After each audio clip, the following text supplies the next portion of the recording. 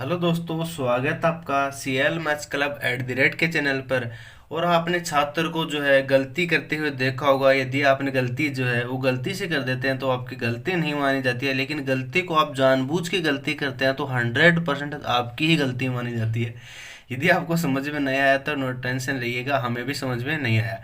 ठीक बात है, तो आज की क्लास को हम शुरू करेंगे। उससे पहले जो है आप चैनल को सब्सक्राइब कर लीजिए। बहुत ही शानदार 5 से 6 क्वेश्चन जो है वो आज की क्लास में हम देखने वाले हैं। तो चलिए क्वेश्चन नंबर 1 की तरफ जो है हम आगे बढ़ते हैं। देखिए पहला क्वेश्चन जो है वो आपको स्क्रीन पे दिखाई दे रहा है क्या। किसी छात्र को एक संख्या को 3/5 से गुणा करने के लिए कहा गया। जैसे कि हम बोल देते हैं किसी बालक को कि आप उस संख्या को जो है 3/5 से गुणा करो, किंतु छात्र ने 5/3 से गुणा कर दे, यानी कि इसके फ्रैक्शन को क्या कर दिया, न्यूमरेटर डिनोमिनेटर, डिनोमिनेटर को न्यूमरेटर चेंज कर दिया। ठीक बात है, गुणा कर दिया। उसके उत्तर में कितने प्रतिशत की त्रुटि होगी, यानी कि उसका जो उत्तर होगा वो कितना सही होगा, गलत होगा, कितना त्रुटि जो है गलती वहां पे हो जाएगी। ठीक बात है। तो देखिए सबसे पहले जो है इस तरह के क्वेश्चन को जो है हम दो तरीके से कर पाएंगे। ठीक बात है, एक तरफ लिखेंगे वो चीज जो उसका सही होगा और दूसरी तरफ लिखेंगे हम उसका गलत उत्तर। ठीक बात है, एक तरफ लिखेंगे हम उसका सही उत्तर, दूसरी तरफ हम लिखेंगे गलत उत्तर। ठीक बात है। देखिए सही उत्तर में क्या होगा कि उस संख्या को जो है उसने 3/5 से गुणा करने के लिए उसको कहा गया था, लेकिन गलती से उसने जो है उस संख्या को 5/3 से गुणा कर दिया। सही उत्तर की तरफ सही लिखेंगे, 3/5 से गुणा करने के लिए कहा गया था, लेकिन गलती से उसने 5/3 कर दिया। अब आप इन दोनों को क्रॉस मल्टीप्लाई करेंगे तो 3 × 3 9, यानी कि उसका सही उत्तर जो है वो 9 अनुपात में होना चाहिए था, लेकिन गलती से जो है कितना आ गया, आप कहेंगे 25। यानी कि सही जो उसका उत्तर 9 होना चाहिए था, लेकिन आ कितना गया, 25। तो कितने प्रतिशत की त्रुटि हुई, सीधी सी बात है, उत्तर 9 था, 9 से 25 हो जाएगा, यानी कि वृद्धि ही होगी। कितने की वृद्धि हुई, 16 की वृद्धि हुई। किस पे, 9 पे। तो मुझे बताइए प्रतिशत निकालने के लिए 100%। 1/9 क्या होता है, 11 सही, 1/9%। ठीक बात है, तो 16 को हम करेंगे तो 1, फिर आएगा 7, फिर से 7, फिर बचेगा 7/9। ठीक बात है, 7 से हम इसको क्या कर देंगे, 11 से क्या कर देंगे, मल्टीप्लाई। ठीक बात है, यानी कि 177 सही, 7/9% जो है उसमें क्या हो गई, त्रुटि हो गई। देखिए दूसरा क्वेश्चन हम ऐसे भी ले सकते हैं कि उस संख्या को गुणा किया जाए, 5 होगा, हम हर में जाएंगे, डिनोमिनेटर में जाएंगे तो यहाँ पे 3 है, तो इनका मल्टीपल जो संख्या मान लेते हैं कि वह संख्या क्या थी, 15 थी।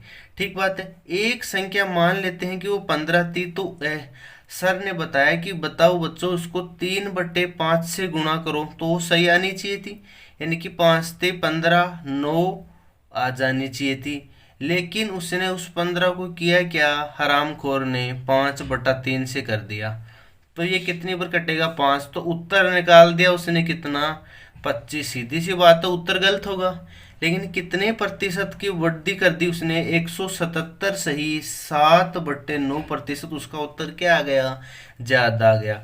15 की जगह आप यहाँ पे 30 लेंगे, फिर हम उसको 3/5 से करेंगे तो क्या आ जाएगा, 18 आना चाहिए था, लेकिन आ कितना गया, उसने कर दिया 5/3 से, तो 50 आ गया। तो वही अनुपात में फिर से 177 सही, 7/9 की ही वृद्धि होगी। उम्मीद करता हूँ क्वेश्चन नंबर 1 आपको समझ में आया होगा। बहुत ही शानदार सा क्वेश्चन है, इसका आप स्क्रीनशॉट लीजिए। इसी तरीके के क्वेश्चन आपके एग्जाम में जो पूछे जाते हैं, तो बड़े ही वीडियो को आप ध्यान से देखते रहिएगा। अब हम देखिए क्वेश्चन नंबर 2 की तरफ जो है वो आगे बढ़ते हैं। देखिए क्वेश्चन नंबर 2 जो है वो आपकी स्क्रीन पे आपको दिखाई दे रहा होगा क्या, कि किसी संख्या को एक छात्र ने जो है 5/7 से गुणा करने के लिए कहा, यानी कि अध्यापक था, टीचर ने स्टूडेंट कहा कि बताओ बच्चों इसको 5/7 से गुणा करो, यानी कि कोई अपनी एक संख्या थी, इसको 5/7 से गुणा करने के लिए कहा गया और इसका उत्तर जो है आप निकालो। ठीक बात है, लेकिन उन्होंने गलती से 5/7 से क्या कर दिया, भाग दे दिया। अब देखिए किसी संख्या में 5/7 से भाग देंगे, यानी कि उसको 7/5 से गुणा कर देंगे। यानी कि वह संख्या जो थी उसको कहा गया कि इसमें 5/7 से गुणा करो, लेकिन गुणा नहीं करके इसमें भाग दे दिया है किसका, 5/7 का, तो ये ऊपर जाएगा। यानी कि उन्होंने 7/5 से गुणा कर दिया। 5/7 से गुणा करने के लिए कहा गया था, लेकिन उन्होंने भाग दे दिया 5/7 का, तो ये 7 ऊपर आ गया, यानी कि 7/5 से उसको गुणा कर दिया गया है, भाग दिया गया। तो उसके उत्तर में कितने प्रतिशत की गलती होगी। अब 7 और 5 का एलसीएम लेंगे हम, कितना, 35। मान लेते हैं वह संख्या कितनी थी, 35। अब देखिए 7×5 = 35, उत्तर आना चाहिए था 25। गुरु जी कहते यस, 10 में से 10 नंबर उस बच्चे को मिल जाते, लेकिन बच्चे ने किया क्या, 7/5 से गुणा कर दिया, यानी कि 5/7 का भाग लगा दिया। 5 से हम काटेंगे 7, कितना हो जाएगा, 49। तो अब आप देखेंगे कि यहाँ पे कितने प्रतिशत की वृद्धि हो जाएगी, 25 उसका आना चाहिए था, यानी कि 25/49, ठीक बात है। और यदि आप सही उत्तर और जो गलत उत्तर की तरफ करेंगे तब भी तो यही आएगा, ये हो जाएगा सही और ये हो जाएगा अपना गलत, ठीक बात है। सही क्या था, उस संख्या को 5/7 से करना था और भाग दे दिया उसने 1 यानी कि 5/7 से, तो ये बदल जाएगा, यानी कि 7/5। देखिए मल्टीप्लाई हम करेंगे तो 25/49, कितने की वृद्धि हो गई, आप कहेंगे सर +24 की, किस पे, 25 पे। तो प्रतिशत निकालने के लिए 100%, 25 का हम लगाएंगे 4, 48, 96, यानी कि 96% जो है वो क्या हो गई, इसमें वृद्धि हो गई, यानी कि उसमें त्रुटि हो गई, कितने की, 96 की, और वो भी क्या, अधिक हुआ, मतलब ज्यादा मान जो निकल गया, ठीक बात है। ये कम भी निकल सकता है। उम्मीद करता हूँ क्वेश्चन नंबर 2, जो कि दोनों तरीकों से मैं आपको बता रहा हूँ। अब देखिए क्वेश्चन नंबर 3 की तरफ हम बढ़ेंगे। इस तरह के कॉन्सेप्ट बहुत ही ज्यादा बार आपके एग्जाम में पूछा गया है, इसीलिए मैं आपको समझा रहा हूँ, या तो आप सही उत्तर या गलत उत्तर। 5/7, 7/5, ठीक बात। 5/7 से भाग देने का मतलब हुआ 7/5 से गुणा करना, ठीक बात है, क्योंकि ये बट्टे में है 5/7, तो 7/5 अपना उलट जाएगा। इतनी सी बात जो आपको बेसिक समझ में आ जानी चाहिए। अब चलिए हम क्वेश्चन नंबर 3 की तरफ जो आगे बढ़ेंगे, आप फटाक से इसका स्क्रीनशॉट जो है ले लीजिएगा। देखिए क्वेश्चन नंबर 3 आपके स्क्रीन पे है।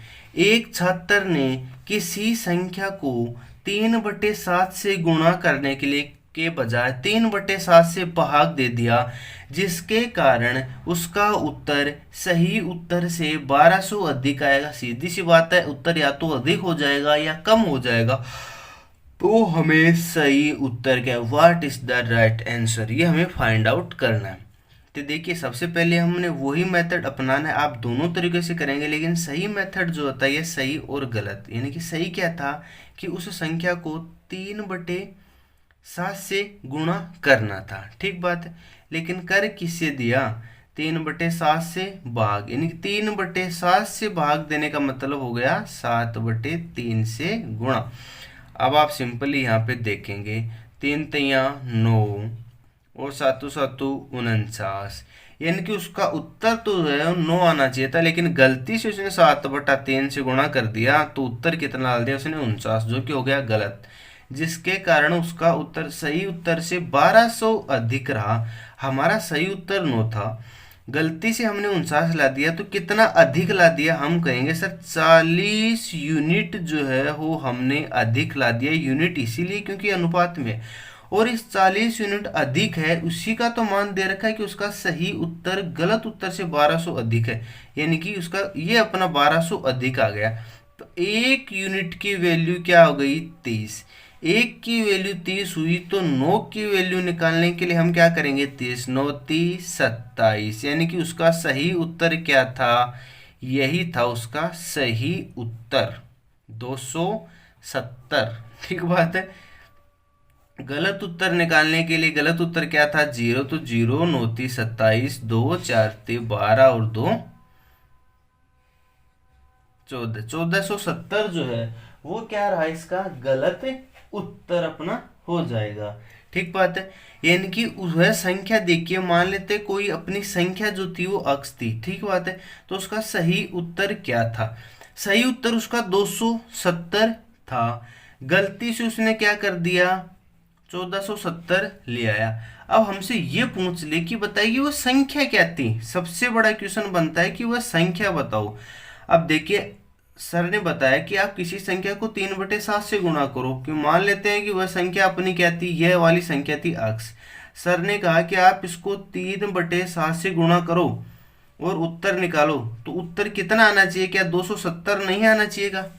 आप मुझे बताइए, किसी संख्या अक्स को 3/7 से गुणा करने के लिए सर ने कहा, ठीक बात है। तो सही उत्तर तो 270 आया, गलत उत्तर 1470 आया। तो 270 जो है सही उत्तर रहा, तो 270 आना चाहिए। किसी संख्या अक्स है, 3/7 से गुरुजी ने कहा कि गुना करो, तो उत्तर कितना आना चाहिए? 270। तो वो संख्या क्या होगी, अक्स क्या हो जाएगी? 3 से इधर काटेंगे, 9 9 7 63 630। यानी कि वह संख्या जो है ना वो क्या हो जाएगी, 630 हो जाएगी, ठीक बात है। और वह संख्या होगी भी किसका, एलसीएम 7 और 3 कितना हुआ, 21। या तो 21 हो जाएगा, या 420, या 630। इस तरीके से आप आइडिया लगा सकते हैं बाई ऑप्शन के द्वारा। उम्मीद करता हूँ क्वेश्चन नंबर 3 जो है बहुत ही अच्छे से मैंने आपको समझाने की कोशिश की है। सही उत्तर 270 रहा, गलत उत्तर 1470 रहा। किसी संख्या अक्स को जो है 3/7 से गुणा करने के लिए कहा गया, तो 3/7 से गुणा करेंगे तो 270 आ जाना चाहिए था। वो तो अक्स क्या हो जाएगा, 630 अपनी निकल जाएगी। अब चलिए क्वेश्चन नंबर 4 की तरफ जो है हम आगे बढ़ते हैं। अब आप देखेंगे क्या कि क्वेश्चन नंबर 4 जो है, एक व्यक्ति अपनी आय का 80% भाग खर्च करता है तथा उसकी आय में 25% वृद्धि तथा खर्च में 20% की वृद्धि हो गई, तो उसकी बचत कितने प्रतिशत की वृद्धि होगी? देखिए क्वेश्चन बहुत ही आसान सा है। देखिए कि किसी भी व्यक्ति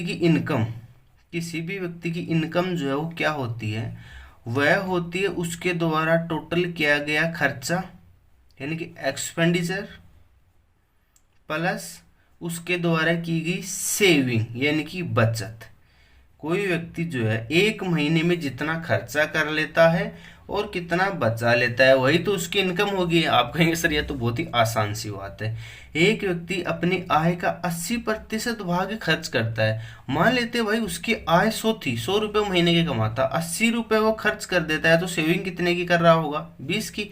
80 रुपये खर्च कर दिया, 20 रुपये उसने जेब में बचा लिए, टोटल कितना हो गया, 100 रुपये उसकी इनकम थी। यदि उसकी आय में 25% की वृद्धि हुई, अब बताइए यदि उसकी आय में 25% की वृद्धि हो गई, तो 25% की फ्रैक्शन वैल्यू 1/4, यानी कि 25 की ही वृद्धि हो जाएगी।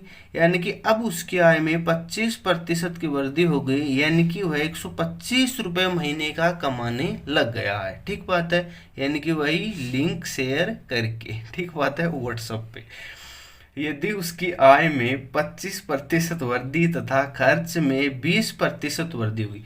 अच्छा जी, खर्च भी बढ़ाएगा, सीधी सी बात है। जब व्यक्ति की इनकम बढ़ती है तो गाड़ी वाड़ी लेके, मतलब उसने खर्च में 20% भी बढ़ोतरी कर दी। अब 20% जो है खर्च उसने बढ़ाया, तो 20% की फ्रैक्शन वैल्यू 1/5, तो 5 का हम भाग लगाएंगे तो 16 आएगा। यानी कि पहले वो 80 रुपये खर्च करता था, अभी वो 16 और खर्च करने लगा, यानी कि 96 रुपये जो है वो खर्च करने लग गया। और ये क्वेश्चन जो है ना वो CGL मेंस में आया। आप मुझे बताइए क्या इतनी इनकम होती है क्या? है शर्म की बात।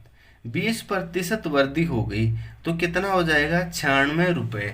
तो अब उसकी कुछ ना कुछ तो बचत होगी ना भाई। 125 रुपये उसने टोटल कमा लिए हैं, 96 रुपये ये हो गए, तो 125 माइनस 96, तो 25 ये 4 है 29, यानी कि 29 रुपये भाई साहब ने बचा लिए जैसे तैसे करके, ठीक बात है। क्योंकि इसने हो सकता है खर्चा कम किया। तो पहले वो 20 रुपये की बचत कर रहा था, अभी उसने 29 रुपये की बचत कर ली, तो सेविंग में कितने प्रतिशत का इंक्रीज हुआ, ये तो हमसे पूछा है। पहले 20 कर रहा था, अभी 29 कर रहा है, कितने की वृद्धि कर दी सेविंग में, 9 की। किस पे, 20 पे। तो 100 पे कितनी, 100%। 20 या 25, 9 पंजे 45, ठीक बात। यानी कि 45% की जो है उसने सेविंग क्या बढ़ा दी। पहले जो उसकी सेविंग होती थी उससे अभी जो उसकी सेविंग है ना वो 45% क्या हो रही है, ज़्यादा हो रही है। ठीक बात है। उम्मीद करता हूँ क्वेश्चन नंबर 4 आपको अच्छे से समझ में आया होगा। अब चलिए क्वेश्चन नंबर 5 की तरफ जो हम आगे बढ़ जाते हैं, और आज की क्लास का बहुत ही ज़बरदस्त और शानदार सा क्वेश्चन आपके सामने ये रहा। लोकल ट्रेन के दैनिक टिकट का मूल्य, यानी कि एक ट्रेन है जो कि लोकल ट्रेन होती है, नहीं है अब ऐसे वाली, मतलब जिसकी आप ट्रेन व्रेन चेन वेन खींच लेते हैं, यही ट्रेन है। ठीक है, एक लोकल ट्रेन के दैनिक टिकट का मूल्य 100 रुपये है। यानी कि एक व्यक्ति रोजाना जाएगा, कोचिंग में जाएगा, 100 रुपये दे देगा, अपने गांव जाएगा 100 रुपये, यानी कि दैनिक टिकट जो है 100 रुपये की। और मासिक पास है ना वो 2500 रुपये का है। यदि राम 27 दिन आता, अब आप मुझे बताइए एक दिन जो है ना, यदि कोई व्यक्ति एक दिन यदि वो यात्रा करेगा तो उसके 100 रुपये लगने ही लगने हैं। ठीक बात है, क्योंकि दैनिक टिकट है ना, दैनिक टिकट यानी कि एक दिन की टिकट, उसका मूल्य 100 रुपये है। 100 रुपये दो भैया, ट्रेन में बैठो, चेन वेन खींचो, उतर आराम से उतर के भग जाओ, यानी कि 100 रुपये जो है लग गए उसके। और मासिक पास 2500 रुपये का है। मासिक पास मतलब 30 दिन का, 30 दिन का जो है वो 2500 रुपये उसको देना पड़ेगा। यदि राम 27 दिन, अब बताइए कि वो एक दिन का किराया यदि 100 रुपये है, तो जो राम है ना, राम वह 27 दिन यात्रा करेगा। कितने, 27 दिन। तो एक दिन के 100 रुपये यदि वो दे ट्रेन में बैठ के अपनी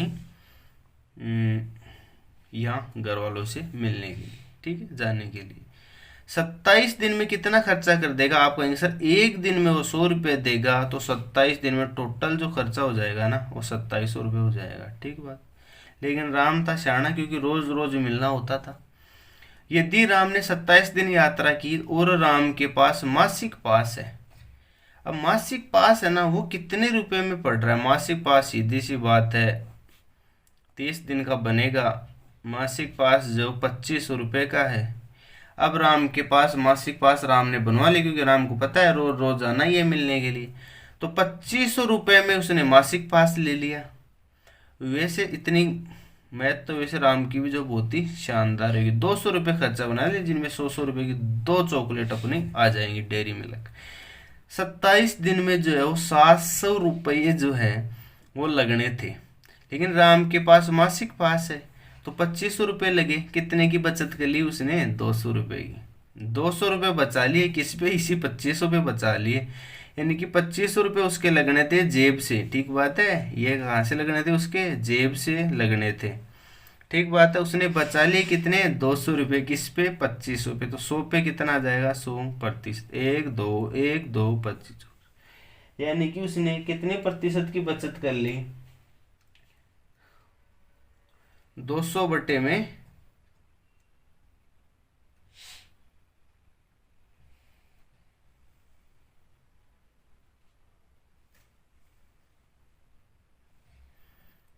सॉरी, ये 2500 को मासिक पास था ना, 2500 पे थोड़ी ना बचत करेगा।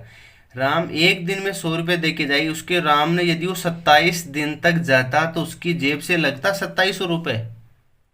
ठीक है, मासिक पास है 2500 रुपये का, यानी कि उसने कितना बचाया, 200 रुपये बचा लिए। किस पे, 2700 पे तो बचाएगा ना, सॉरी थोड़ा सा मिस्टेक हो गया, 2700 रुपये पे बचाएगा, क्योंकि वो हर रोज जाता तो 100 100 रुपये के हिसाब से 27 दिन के 2700 रुपये दे देता। लेकिन वो था शाना, तो उसने बना लिया मासिक पास 2500 रुपये का। कितने का फायदा, 200 या 2700 पे तो हुआ, मासिक पास पे थोड़ी ना फायदा होगा। यानी कि 2700 रुपये लग जाते हैं उसके जेब से, तो जेब से क्या लगते हैं, 2700 लग जाते हैं।